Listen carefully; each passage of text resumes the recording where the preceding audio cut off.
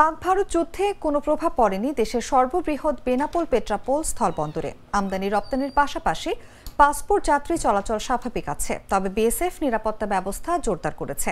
সীমান্তে সন্দেহজনক লোকজনকে তল্লাশি করছে বলে জানা গেছে। যদিও ভারত পাকিস্তান প্রতিবেশী দুই দেশের মধ্যে সম্পর্কের টানাপোড়েনে যে কোনো মুহূর্তে যুদ্ধে রূপ নিতে পারে, সেক্ষেত্রে বাংলাদেশের ব্যবসা বাণিজ্য ও বিনিয়োগের জন্য বড় শঙ্কার কারণ না হলেও ব্যাপারটা বড় উদ্বেগের।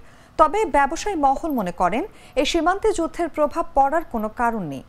বুধবার সকাল 6:30টার সময় যথারীতি দুই দেশের মধ্যে পাসপোর্ট যাত্রী যাতায়াত এবং সকাল 9টা থেকে বেনাপোল পেট্রাপোল বন্দর দিয়ে অন্যান্য দিনের ন্যায় আমদানি রপ্তানি বাণিজ্য স্বাভাবিক রয়েছে।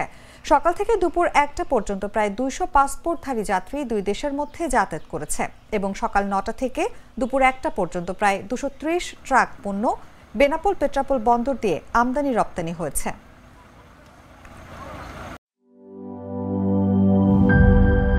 একনল হ্যান্ড ওয়াশ 100% প্যারাবেন ফ্রি, তাই নিরাপদ হাতের জন্য আস্থা রাখুন একনলে।